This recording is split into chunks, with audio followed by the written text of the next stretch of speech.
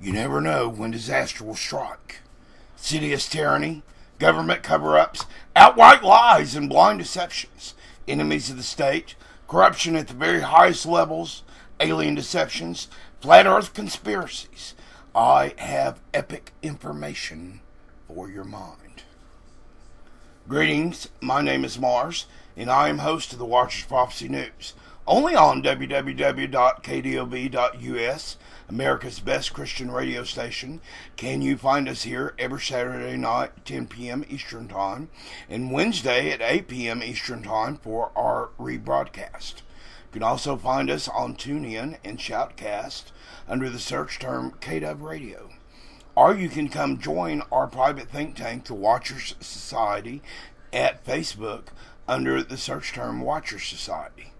Our 20-euro think tank on the end of days and the Lord's return, we will be very happy to have you and include you. Now, though we are in every way past the election, and certifiably Donald Trump is officially scheduled to be our next president, we're hardly out of the woods. Division is now built into the American system. Left agitators, Black Lives Matter protesters, establishment lackeys, and other types of operatives can be counted on to still stir up trouble. Topping that, terror attacks and natural disasters can create even greater chaos. That is before taking into account the coming economic collapse. American people may not even know what hit them before all-out warfare takes to the very streets. Complete with rioting, looting, violence, martial law, and other derivative evils that are yet to take hold, those who aren't ready for the coming civil unrest could pay a very heavy price. Left in the dark without food and supplies, at the mercy of the federal government. But for those of us who find this unacceptable, there is another path. Knowledge. We want you to prepare for the worst. Be ready. Have your family ready for what could be coming, and hunker down to avoid the mayhem until some semblance of normalcy returns. Now, we've got a lot of things to get into tonight, and we're going to start off with the killing of Russia's ambassador to Turkey. His name was Melvert Atlantius.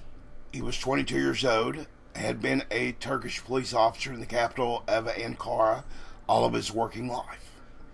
On a freezing winter evening on Monday, he walked out of a room 214 in a hotel in the Kakian district of the city after shaving and putting on a suit. Hotel room had been booked on December 14th, and he had checked in on Sunday. Carrying a total of 75 rounds and 3 magazines and also extra rounds in his pockets, Atlantius made his way to the Contemporary Arts Center exhibition hall in Ankara, just a few meters away from his hotel. He didn't go through the metal security detectors check. After being told to do so, he flashed his police ID and was waved right through. As the Russian ambassador to Ankara, Andrei Karlov, was giving the opening speech to inaugurate a photo exhibition of Russian landscapes, Atlantius lurked behind him, watching his back, away from the other guest, while listening attentively. Then suddenly, at 7:05 p.m., Atlantius produced a gun and fired into Karlov's back. The ambassador flinched in pain and then crashed into the ground on his back. Atlantius then fired 4 initial shots into his back and then another 5 after the ambassador fell to the ground, making sure he was dead. Now, police later entered the exhibition center, and after a 15-minute shootout, Atlantius was fatally shot at 7:42 p.m. Now, what prompted this young policeman with no previous criminal record to commit a crime like that, whatever its consequences, will forever be remembered in history.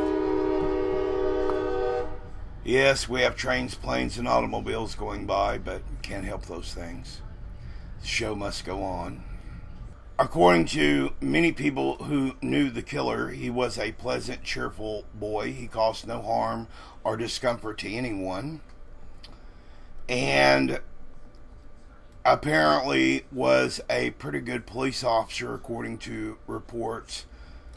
Dozen people, including his closest family, has so far, however, been detained over the murder, with the authorities actively checking their possible links to Gulen. Now, Gulen, the arch enemy of Indodran, has denied any links to both the coup and the assassination. Whereas Russia has been supporting the regime of Syrian President Bashar Assad, Turkey would like to see the Syrian president gone and the conflict in Syria to end, so it doesn't have to deal with so many refugees escaping the war. Now, I personally describe President Dozran as the most hostile human on earth to what's been happening in Syria. Don't believe he cares at all. The attack, I believe, was made to look like something that could hurt the Russian-Turkish relations. But instead, that has completely backfired, as everyone knows. The attack in the center of Ankara will throw a wrench in the progress of a fragile Russian-Turkish reconciliation, especially as Ankara has been the main international supporter of these forces affiliated with the Free Syrian Army, which have recently forced to evacuate Aleppo. Since the reconciliation with Moscow in June, Dodran has attempted to avoid criticizing Russia directly, although the pro-government media has been outspoken in its condemnation of the civilian casualties as a result of the Russian airstrikes in Aleppo. Monday's shooting took place while a large demonstration against Russia's bombing of Aleppo were happening just right outside the Russian consulate in Istanbul. The relationship between the two countries has been fragile since Russian airline was shot down last year. Military jet was shot down last year. And at the time, Turkey argued that the plane had entered its airspace without authorization, if anyone remembers that incident. You have to go back. I'm doing this all off the top of my head, so this show isn't very scripted, and most of the information that I have are things that I've looked up and have to recall from memory, so you understand that I've been a little under the weather lately as well, and my voice isn't all here today, so please bear with me, those of you that are loyal to this show and would like to hear more. I have plenty more tonight. As a result, Russian President Vladimir Putin has halted charter flights to Turkey. It's hit the Turkish tourism sector already in just the last 3 days, shaken by a series of domestic terrorism attacks. Both countries have tried to minimize the tensions, mainly since last summer, but the war in Syria has continued to divide them. And this assassination, Turkey has blamed their enemies to throw the evidentiary part of the investigation away from Russia. But that's not going to work. I believe the Russians are sending a lot of investigators over there right now to look at the situation.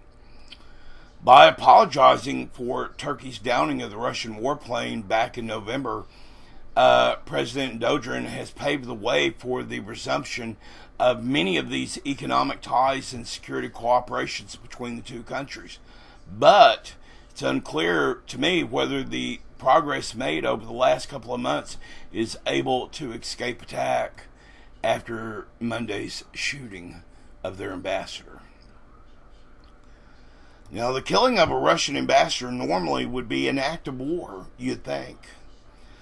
To me, you're about to see Russia point that out clearly, that Turkey is attacking Assad in Syria, and Russia will add to this offense and finally make a move against Turkey. That's my opinion.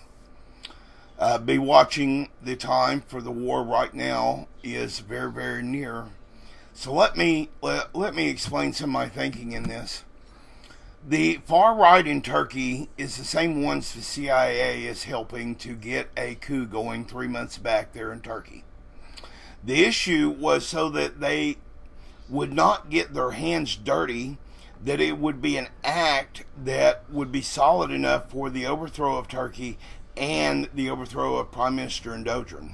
So they needed someone, anyone, even Russia, since they could not pull it off with the coup. So now they kill the ambassador, and Russia has also not had a public view of Turkey killing Syrian army fighters, Hezbollah, and Iran.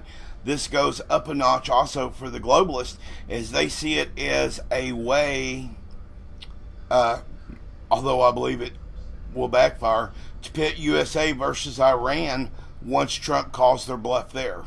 Since Trump is calling bluffs already with China and North Korea, while the attack on the ambassadors failed to turn Turkey into the bad guy, more is on the way, I assure you.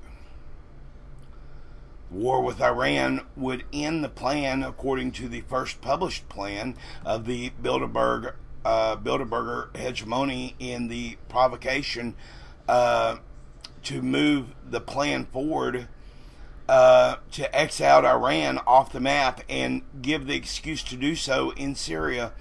All efforts still to capture the Golan side of Syria, the American sector. The Xing out of Iran will occur, but just as Russia takes sides, and their sides are almost already completely clear, they are happy they do not have to face nukes in Turkey anymore. Turkish tanks and over 3,000 men fighting now as we speak versus the Syrian army and ISIS and other factions. Assad's men, who Russia and Iran both support. Same ones that have Apello surrounded and just have about taken the entire city. Now, I'd predicted that soon as they had no more real ISIS to fight in Apello, that they would refocus their attention on Israel, Syria, or Turkey. With this assassination, I see the refocusing happening at this point now, or at least trying to. The issue is also, now that the diplomat is dead, Russia will now next point out that Turkey is killing Syrian troops in Syria, a illegal invasion, and Russia will somehow manage to use that against Turkey as a pretext for some other action, and I believe that you will see this very soon. Now, although Russia talks to the heads of states of those nations on the ground, something quite different is taking place, and almost no one is really reporting it. When Turkish and Russian troops meet on the battlefield, it's not a "hi, how are you doing" moment. As Turkey is still a NATO member and the trust is simply not there. Some would think so that Russia has invited them all for a little talk. Now, as the Turkish-Russian relationship seems to get stronger, U.S.-Russian relations have reached their lowest point since the end of the Cold War. Now, the State Department formally cut off its bilateral ties and channels with Russia over what it's called war crimes in Syria in early October. And President Barack Obama has threatened to retaliate against Moscow for a hacking campaign, so-called, during the presidential campaign that U.S. intelligence agencies believe was designed to help President-elect Donald Trump. Now, Reuters reported on Wednesday, citing the Russian news agency RIA Novosti, that I murder some of these names, people, that nearly all communication channels between U.S. and Russia had been frozen. The State Department denied that there had been a break in any kind of dialogue. It's difficult to know exactly what is meant by many of Russia's comments, because a lot of them are so off the wall. It seems to be some kind of diplomatic engagement with Russia as they continue a wide range of issues. There are significant differences with Moscow on some of these issues with the United States, and that's very well known. There hasn't been a break in any kind of dialogue. I believe that Secretary John Kerry this week has spoke by phone with Foreign Minister Lavrov just yesterday about the situation in Syria. That was documented. And the only comments I could find concerning that is that Russia understands that no one gives you anything. You just have to take it. It's the Russian mentality. And in this environment, with the U.S. retreating faster than the other side can advance, it's right now just a free-for-all.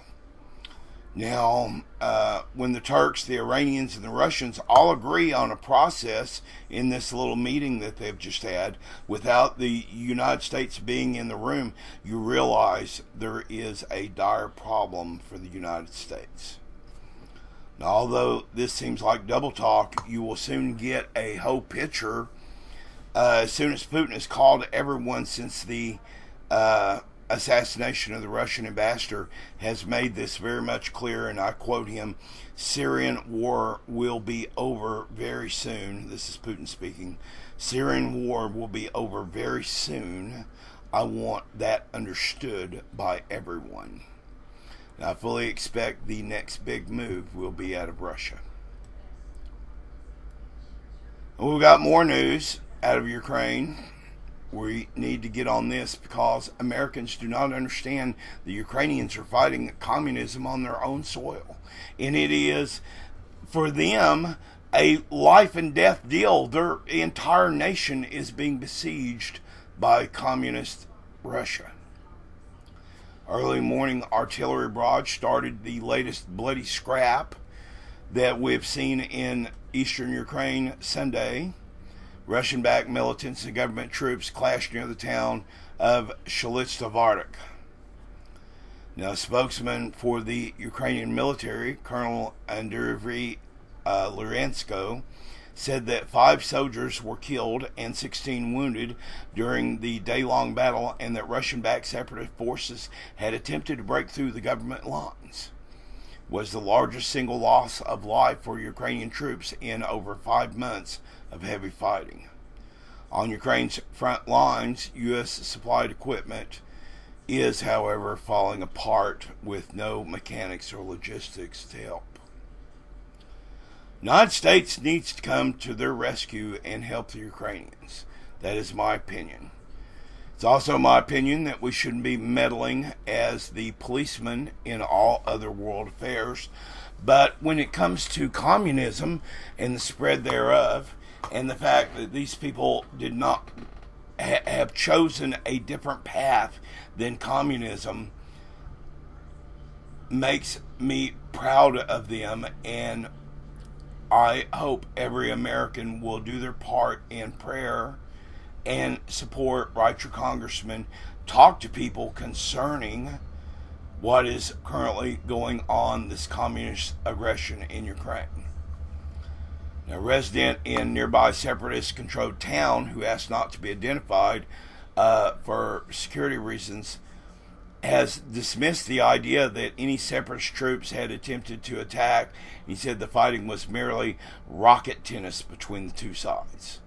Of course, I disagree with this because the Russians are constantly doing things with Russian regulars and conscripts there in Ukraine to fight against Ukrainian forces that are very loyal to keeping their nation free.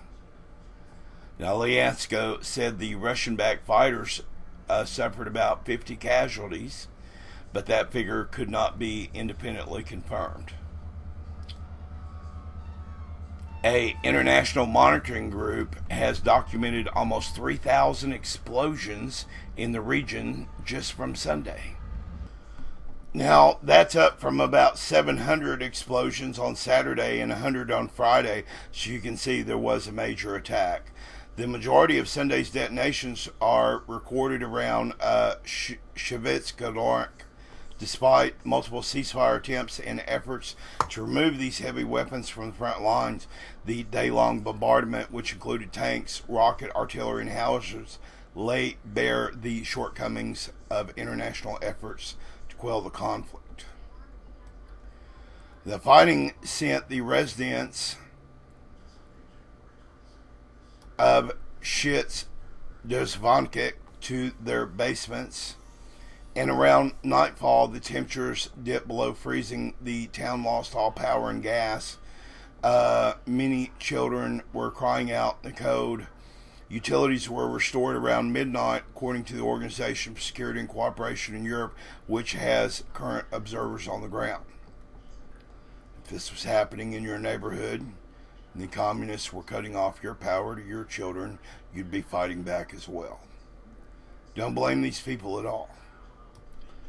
Social media accounts of what followed the conflict indicated that shelling in the area started again Monday night and that it was quite horrific.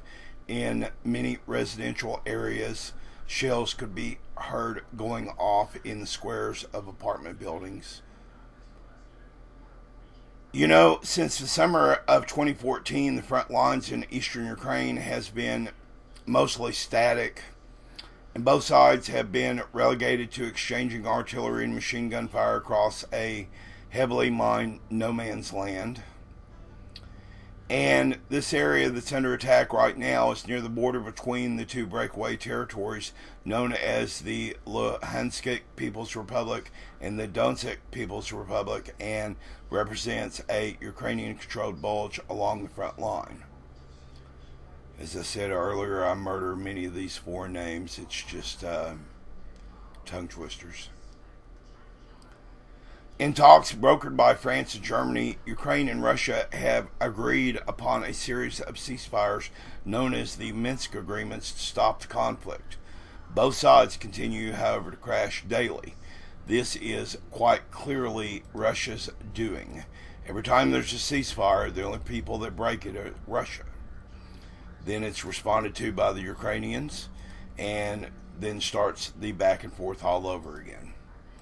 Earlier this month, NATO Secretary General John Stoltenberg encouraged allies to maintain economic sanctions on Russia until there is a lasting ceasefire. I believe that Donald Trump, after he is fully in office, will increase these sanctions and do everything he can to have Ukraine admitted into NATO. It's the current consensus right now. While Russia continues to support the separatists, the West has buttressed the Ukrainian war effort through training programs and non-lethal aid that includes military vehicles, counter-artillery radar, drones, body armor, night vision goggles, etc. The most recent defense bill passed by the U.S. Congress allocated an additional $50 million for the Ukrainian military assistance in 2017, bringing the total to about $350 million that the United States is spending on fighting Russia in Ukraine. Now, I don't think that's very much money or very much consolidation for the people of Ukraine to know that we're not really doing that much to help their nation fight these evil Russians and to take communism out of their country. They don't want communism there.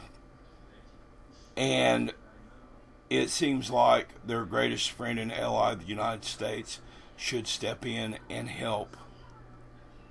And I believe that it would send Putin a very strong message if we did, that communism must go. It's unclear how President-elect Donald Trump right now will approach the entire conflict. His pro-Russian statements have put both NATO allies and the Ukrainian government on edge, and I don't blame them, but I do believe that there are hope for the Ukrainian people.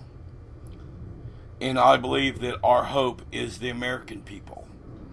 That we get with it, we write congressmen, and we stay on our people to support the Ukrainians and to end communism wherever it can be found.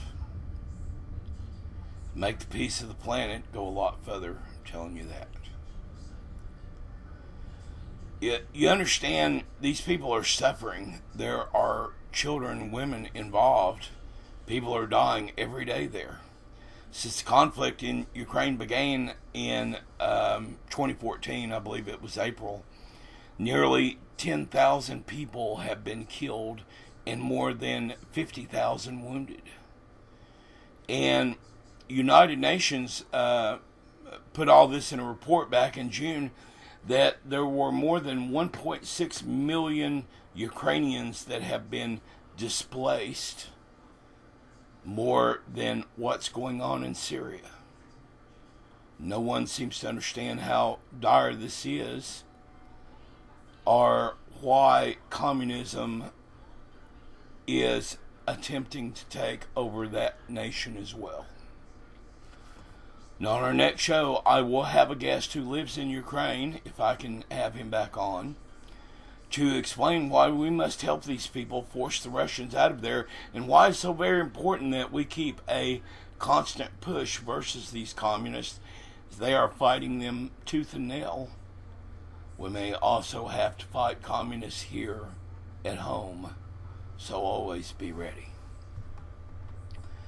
As I said, I have been under the weather and my voice is taking a heavy toll, so I'm trying very hard to get through this program tonight, and I do very much appreciate everyone for staying here with me. The NBC News reports researchers have found a rare and frightening superbug gene on a U.S. pig farm. Now, this may not be big news to some of you, but I'm going to tell you some things about this that will shatter your imagination.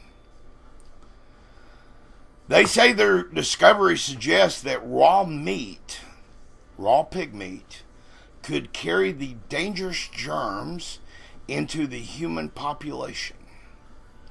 According to the current research, this gene, it's a gene, okay, is already weaponized and is in fact by far the worst thing we have seen thus ever far noticed and found, according to the CDC.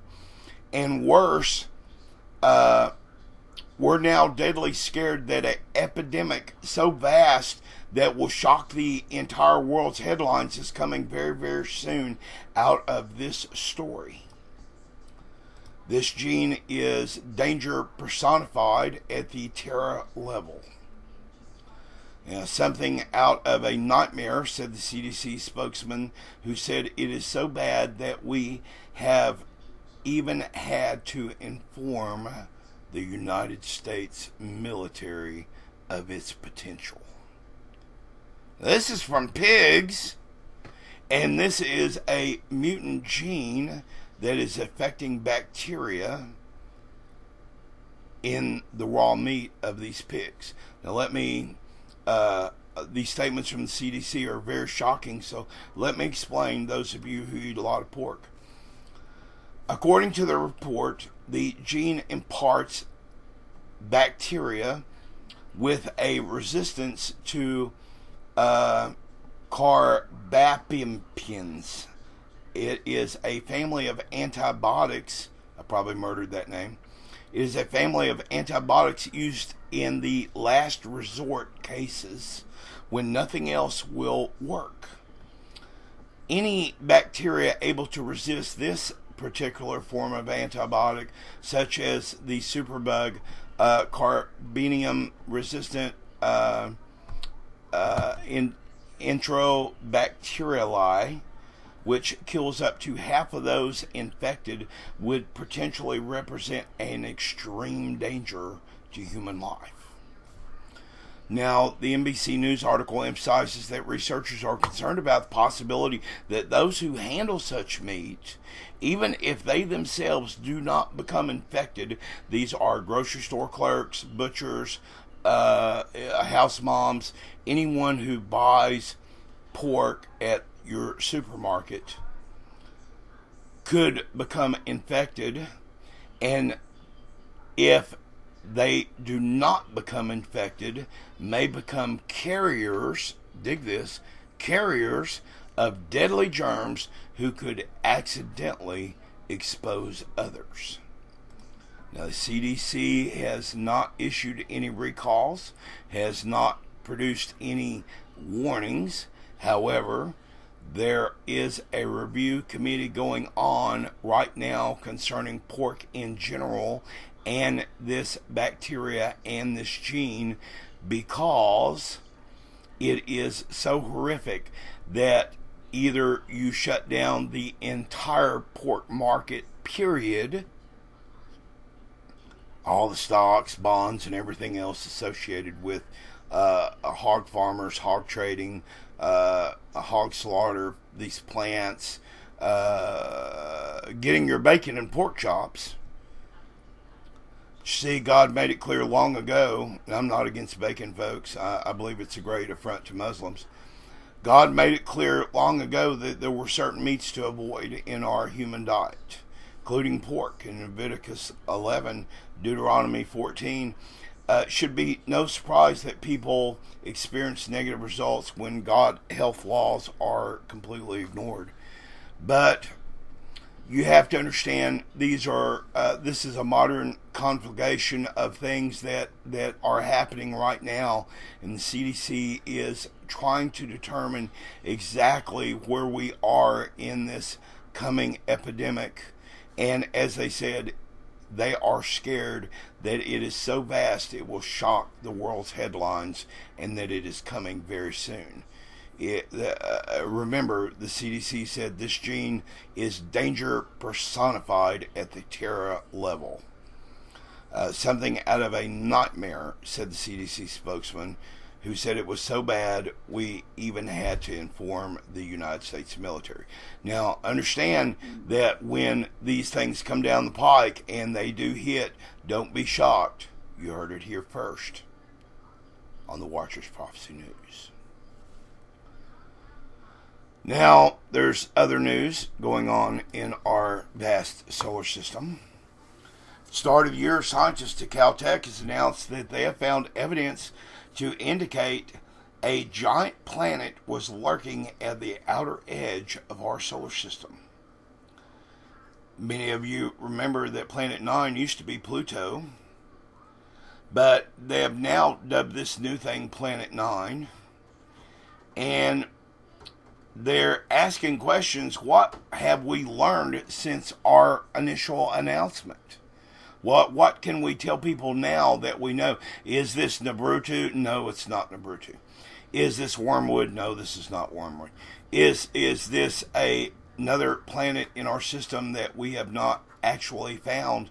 And you would think that we're finding exoplanets in other systems, other star systems, far, far away, but yet can't even find a planet in our own system. It's kind of unusual, wouldn't you think?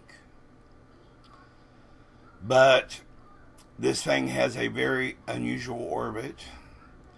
These orbits, according to the JPL laboratories, have said can be explained only by the presence of a massive planet dominating the gravity in the region of space around which these objects are found near the Oort cluster. And this planet must be very massive. Now, astronomers are working to prove Planet Nine's existence. They're working overtime. Scientists have learned a lot about this hypothetical planet. Here are some of the more interesting findings that we have been able to find out since the announcement. Now, current JPL astrophysicists have modeled the evolution of this Planet 9 to work out what it might be like. The team, its leader from the University of Bern, assumed the planet is a smaller version of Uranus and Neptune, and has calculated how certain parameters would have changed since our solar system formed. They have discovered that this planet is likely not part of our initial solar system. And I find that very interesting. Findings indicate the planet has a mass equal to 10 Earths, has a radius 3.7 Earth, and the temperature is minus 266 degrees. It would have an iron core, silicate mantle, and water ice shell. With our study, candidate Planet 9 is now more than a simple point of mass. It takes shape, having physical properties. We are in belief that in just a few more weeks, we will have, quote, found it, and pictures will be everywhere all over the internet for all to see. Now, this thing isn't visible with the naked eye. It's not like Saturn or Jupiter that you can go outside and point to. Look at that little star with what looks like little handlebars. That's Saturn, yes. We know about where it's at in the sky. Venus, yes, that's Venus over there. And this is Mars over here, low in the eastern sky. And over there is this, and over there is that. But this planet is too far away to be seen by the human eye, even as a speck of light. And researchers currently from Lund University in Sweden are a little more advanced in this than even JPL. They're carrying out computer simulations to try to work out where Planet 9 has ended up at and how it got to be orbiting our sun at such a great distance. It's estimated 700 AU out, and its orbit is very tilted away from the astral plane of the other planets. Now, models indicate the most likely scenario is that this planet was stolen from another solar system that had passed through our own in the distant past. They found this planet in its infancy may have been born into another solar system. Stars are born in groups. So when they're young, solar systems regularly pass by each other. As Planet 9 passed by our solar system, the sun's gravitational pull on it was stronger than that of its own star. And as a result, Planet 9 was torn away and set up into its current orbit around our own. And it's the only thing that the computer models can show that fit how this object came into being in our own solar system. The findings are currently being published in the monthly notices of the Royal Astronomical Society letters. You can look that up. It's not alone. They are now saying that there are likely even more planets hiding at the edge of the solar system. Maybe even more planets hiding at the edge of the solar system. Writing in the monthly notices of the Royal Astronomical Society, the team of scientists who were looking past the current work being done by JPL have looked at the orbits of 6 objects thought to be influenced by this Planet 9. While 3 remain stable, the others should have become highly unstable after around 12 million years worth of computer simulation, eventually leading them to be ejected from our own solar system. But because that did not happen, the presence of an additional gravitational body, this unknown planet, would, however, account for this. We believe that in addition to this planet 9, there could even be a planet 10 or 11. So be watching. Our system and our knowledge is rapidly changing and expanding. Well, now to our main event, and I'd like to get with this a little bit because this is a subject that's close to my heart, Bible prophecy. There's no controversy in the world like the controversy that surrounds the city of Jerusalem. It is the most divided city on the earth and the most coveted city on the earth, both at the same time. It's an enigma in every way. The Bible predicted this more than 2,500 years ago, describing the day when Jerusalem would be a cup that brings dizziness to all the surrounding nations. Zechariah 12, even declaring that one day the whole world would be in an uproar over the city of Jerusalem. Well, let's stop and think about this for a moment, because there are things coming to pass right now that are coming down the pike that are about to be so shocking in the news that you're going to want to know exactly what this stuff means. And I'm here to tell you a little bit about it. Why does the whole world get so excited over Jerusalem? Is it just the Arabs? Is there any other city on the planet that evokes such intense emotions and polar views? And why does every nation put its embassies in the city that the host countries identify as its capital, except for the city of Jerusalem, identified as Israel's capital in 1950? Why does virtually all embassies, every one of them in the world that has relations with Israel, remain in Tel Aviv? There is something of a spiritual significance to this ancient city that simply cannot be denied. Now, there is an act that was passed by Congress in 1995 called the Jerusalem Embassy Act. It passed by overwhelming bipartisan majority in both the House and the Senate. And it states that Jerusalem should be recognized, this is by the United States, as the capital of the state of Israel, and the United States Embassy in Israel should be established in Jerusalem no later than May 31st, 1999. Now that's U.S. law, yet it hasn't happened yet. Why? Then why doesn't President Bush or even President Obama move the embassy as the law requires? As explained by Rabbi Shurgari Simmons, since the Congressional Act allows the president to implement a waiver automatically at 6-month intervals, that's exactly what's happened every 6 months since 1995 to stall the moving of the capital from Tel Aviv to Jerusalem as the law requires. Well, that's about to change. Therefore, the news about Jerusalem is also about to change and increase.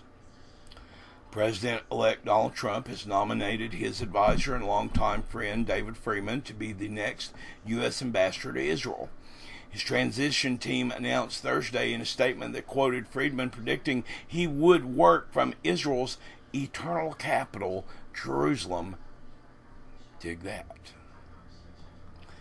The 57-year-old bankruptcy attorney, a Hebrew speaker, served along with Jason Dov Greenblatt on Trump's Israeli Advisory Committee during the campaign, becoming one of his main representatives to the Jewish community and Jewish media. The bond between Israel and the United States runs very deep, and I will ensure there is no daylight between us when I'm president, Trump said in a statement. As the United States ambassador to Israel, David Friedman will maintain the special relationship between our two countries. One of the many expected changes to come early on by March or April is the moving of the capital of Israel, as Donald Trump has said he will no longer sign the waiver. Therefore, the Senate's 1995 law will come into play, and United States will have its embassy to Israel in Jerusalem. And all the conceding acts from the host of the naysayers that will occur at the very time this does occur, the first step in God's eternal plan for Jerusalem to be the capital of the world is that it first must become the capital of Israel, since that is now about to happen under the Trump administration. It is also very likely to spark the largest uprising and possible war, Psalms war, that this world has ever seen. Most people aren't prepared to even understand what is going to happen, or exactly how this is going to happen, or even why. That Jerusalem will be in every newspaper very soon. But I'm telling you, Jerusalem is about to become a very big focus upon the world stage. Jesus Christ said that one day Jerusalem would become not just the capital of Israel, but the capital of the world. That's right, world capital. Think about that. Most aren't even prepared, as I said, to even think about how badly this move would be seen as a cause of great chaos, or a way for the devil to stir up trouble. But I assure you, it will only be a short time now that you will see things start to domino around Jerusalem in such a way that will be unlike anything you have ever seen in regards to the amount of resistance the world will provide for such a move. That's right, there will be a great resistance against this. It will be, I predict, the talk of the town, every city, every state, and everywhere in the news cycle, with bigger headlines than anyone knew could exist for any such event. Trust me, the devil will even make up news to make a huge stink about this. The Bible says, in that day I will make Jerusalem a burdensome stone for all people. All that burden themselves with it shall be cut in pieces. Through all people of the earth gathered together against it. Zechariah 12:3 we read, and it shall come to pass in that day that I will seek to destroy all the nations that come against Jerusalem. Zechariah 12:9. Now I want to add to this that Donald Trump has pledged that one of his first acts would be to ensure that Jerusalem becomes, and this is what BB wants too. He's been waiting on this U.S. recognition so that he could pull this off in front of the Arabs and get away with it, that Jerusalem become the capital of Israel. And it's about to make a lot of precious waves in the news. You're going to see that real soon. This is Mars, thanking everyone, all my dear listeners, for coming tonight. Appreciate you bearing with me through my voice and my shakiness tonight. I've been under the weather some, and I'm praying for each and every one of you with all my greatest love at this season of great joy, Christmas time, that you understand it is now more important than ever that we love our neighbor truly. Good night, and I will see you next time on the Watchers of Prophecy News on KW Radio. Good night.